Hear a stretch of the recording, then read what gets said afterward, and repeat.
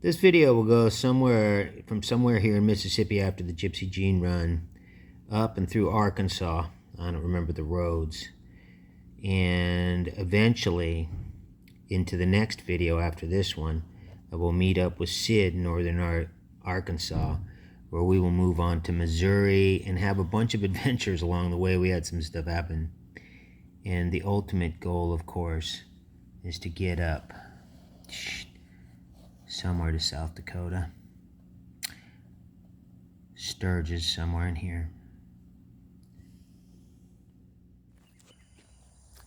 Last night's camp was a simple one, and one I was kind of looking for. An El Cid campground, I call them, because Sid uses them all the time. But this is a smaller back road than I'm on in the country here. And so I came in here I was looking for a church. Churches have a tendency to be well lit. I don't know if you can see that light behind me, but yeah, I don't know why they do that. But I was looking for just a quick night's sleep, you know. So let's take a look. The road is obviously over there. Here's my church.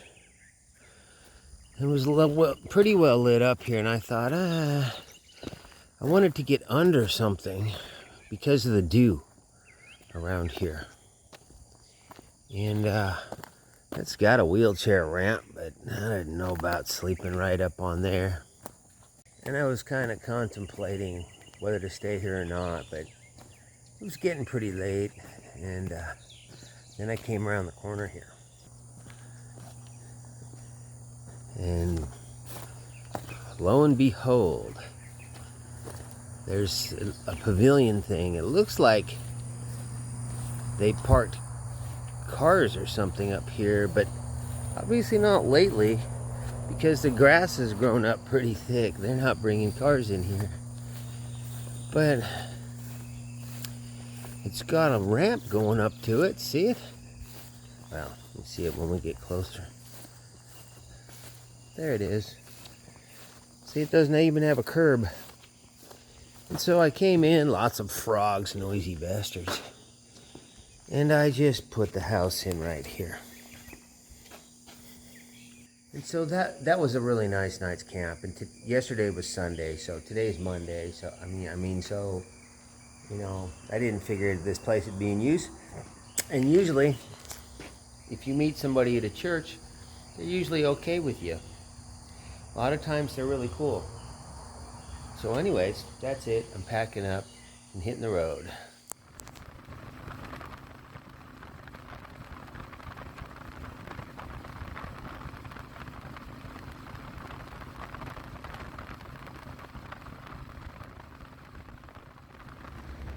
That's my second day into this trip. I left last night from southern Mississippi at about 9:30 in the evening.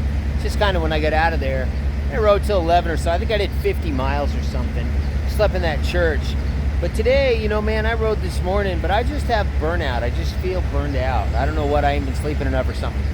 So along about noon, I pulled in here to this truck stop just to take a break. And, you know, it's a TA. They got a TV room. Well, it turns out in this particular TV room, there's nobody in it. They got a remote control there. And I just watched movies all afternoon. And then before I'm leaving, because I'm going to do some riding this evening, I got a shower from one of these guys. You know the showers, if you pay for them, are $17 here now? Oh my God. So anyways, you know, I'm making adjustments. It's really hot in the afternoons.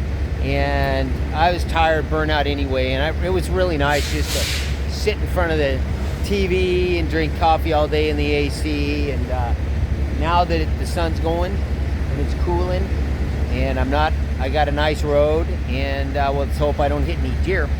And so, as you can see, I'm in a truck stop. One of these nice truckers, just the first one I asked, had a shower ticket. He went and got me, and I feel all fresh, and I'm gonna ride through some cool air. And any of you guys who've ever ridden in the evenings when it's this hot out know that it's really nice. I'm packing Gypsy Jean's ashes with me, as per her request. She wants to be buried in Camp 5. That was her request, right in the camp that we were in. And so I told her I would. And I'm gonna get on my merry little way. Feeling pretty good now, glad to be out on the road. I want to point out that by this time of day, all of my water containers have been filled by afternoon, and my coffee, my morning coffee's filled up too, that thermos. I got a habit of doing that in the morning a lot because in the smaller towns, you can't even get coffee in the afternoons and the evenings. So all that's ready. So whenever I find where I want to stay, there's a can of chili in there. So whenever I find where I want to stay, there's no hang-ups. I can just like go settle in. One time I let myself run out of water and I got really thirsty. I couldn't get any water until the next day. So after that, I always make sure I have enough water containers easily for a night, but not for 2 nights. So they're always full when I go home by this time of day.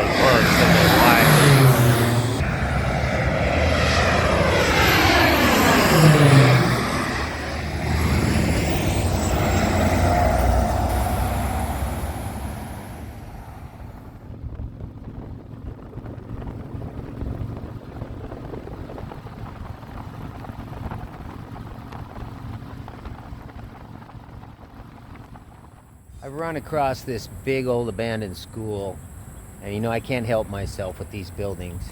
Now this one, if you take a look at it, it's got I don't know if you can see, let's see the way the windows are boarded up? That means that it's probably going to be moldy inside and dark and dingy. There's more to it here. And I've been through a lot of abandoned schoolhouses. This has to have been a school, it's what it looks like.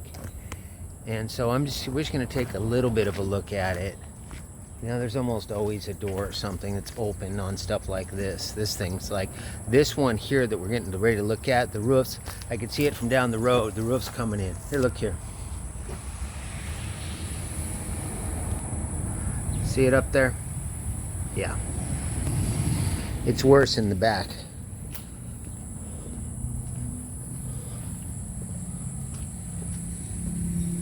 See if we can get anything. I think this was the gym. Oh, there's another door down there. Let's just look in here.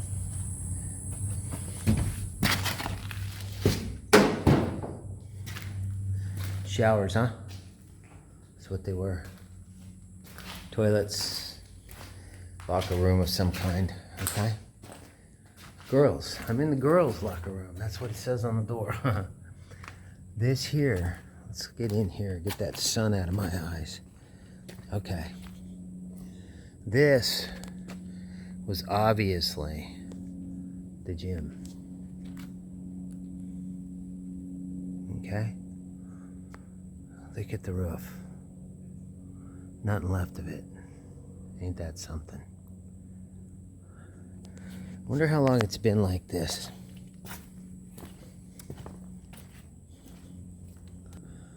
Pride of 85. Has this place really been left that long? Look at that. Pride of 85. Oh, this one over here says 1991-92. See it up there on it? Well, it's a big old thing.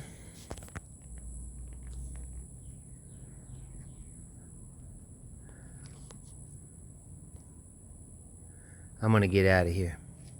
Okay, I just came out of this. Doesn't have the sign, but that's the boys' bathroom. Nothing exciting about it. Let's see what we got back here.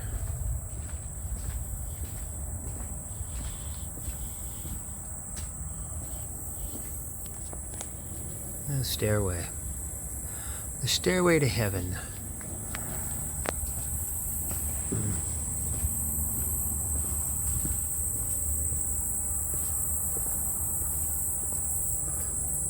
Wow. The school's behind that, man. Ain't that a trip?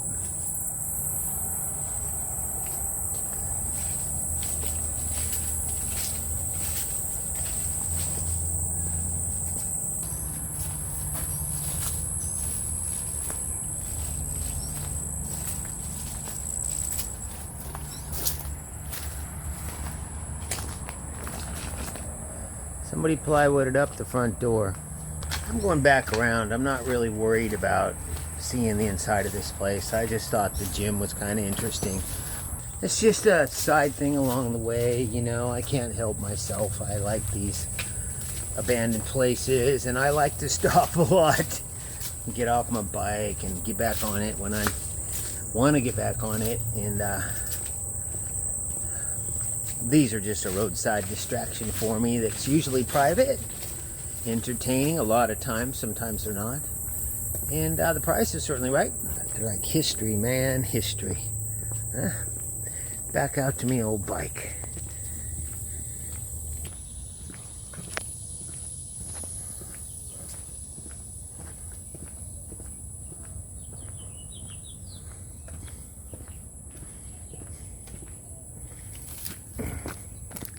So I'm on my way. Gonna be out of here. Weather's getting nice now. I'm gonna ride into the evening for sure. Alright. I tried to leave here, but no. Bike's got other ideas. Now, when I started it up, it made a whining, like a bzzz sound. I've heard it many times. I know exactly what it is. I had to empty my oil into my cup because I'm gonna have to reuse it. And what it is, let's see if I can get it for you guys. There's a bolt that goes in here, and you see that notch right there? Yeah, okay. This washer, this bolt goes in there, see it? And it's got a tit that sticks into that notch, and it keeps this thing from coming loose, right? I got Loctite on it, but I'll tell you what, without that washer, you can Loctite it till hell freezes over, and it'll come loose by the next day. Now, the washer I took off of it is right here. Let's have a look at it. Okay, you can see where it's been bent. I'll show you this one when it's done.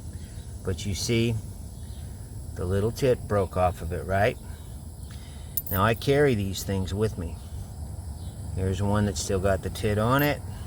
I have new ones too. Right, there's a few. And I even have one here. They're smaller. It's different. It's for a twin cam. In case I have a friend with this problem, so I'll have what he needs to fix it with. So, whenever you work on this kind of thing, on a starter part like this, you have to disengage the battery. Because if I pull that out, the starter will engage with my fingers in here and everything. So whenever you're working on the starter drive gear or anything like that here, you just want to unhook it. I just unhooked it from the starter. I'm going to have to use both hands, and I'm gonna put this in, and then I'm gonna tighten it, and then I'm gonna use these to hold this, right?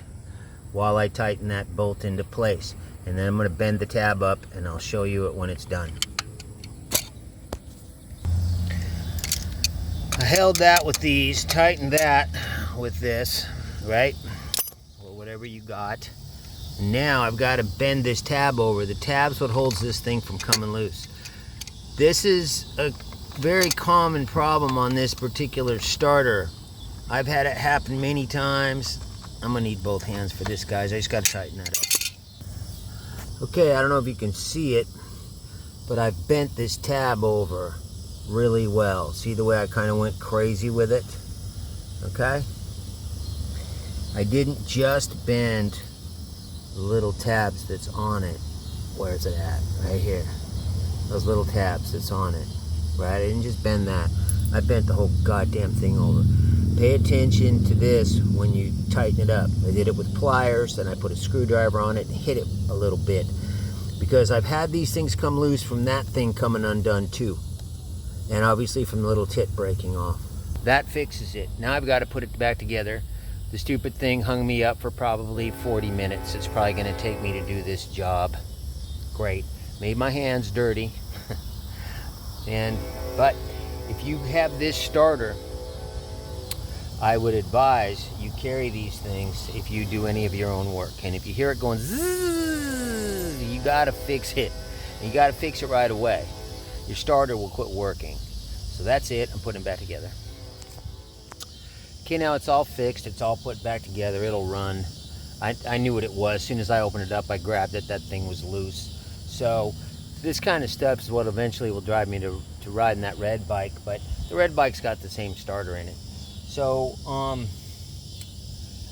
the good part is it did it to me before dark, right before it got dark, so I didn't have to mess with it by flashlight. And I had the stuff to fix it with. I've been down this road before. If you have this starter, you'll have it too. I've been in the shops when they've come in like this, and you can always tell because it goes zzz when it's running. That tells you. So I'm gonna pack my stuff up, be on my merry way. I'm riding at night because of the heat.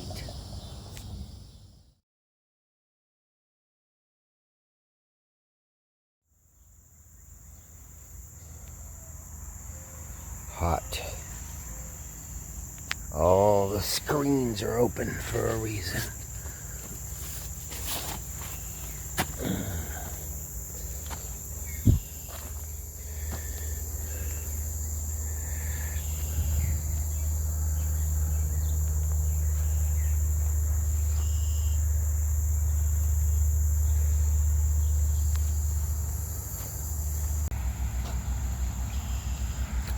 It's another church.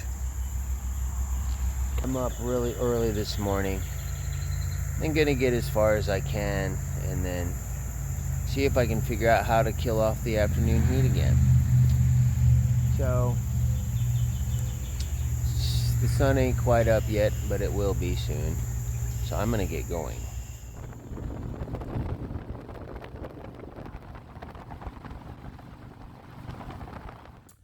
Now I'm obviously heading for Sturgis, and if you are too, maybe I will see you there.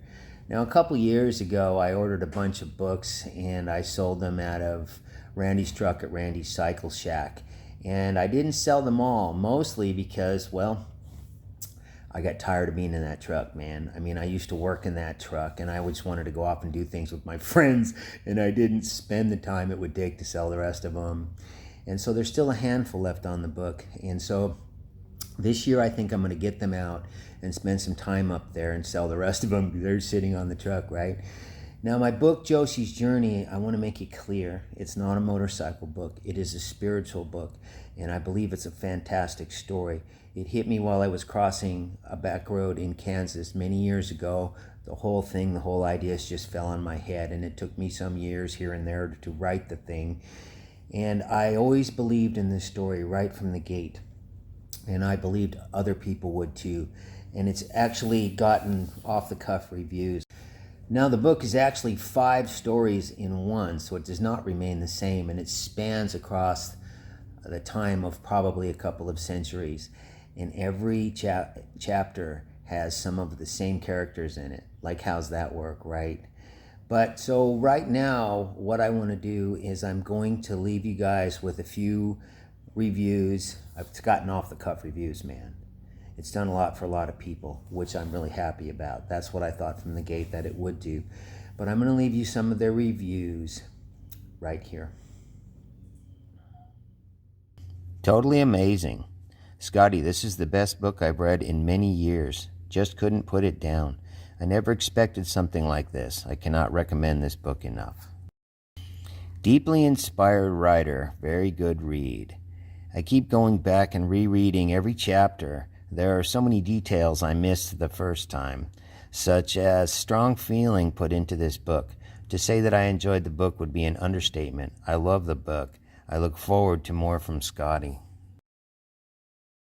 A must read. Once in a while you come across a book that reaches deep inside and resonates. Emotionally uplifting and thought-provoking. This book is a must read. Thank you, Scotty, for writing this timeless jewel. And with that, I'll see you all on the next video.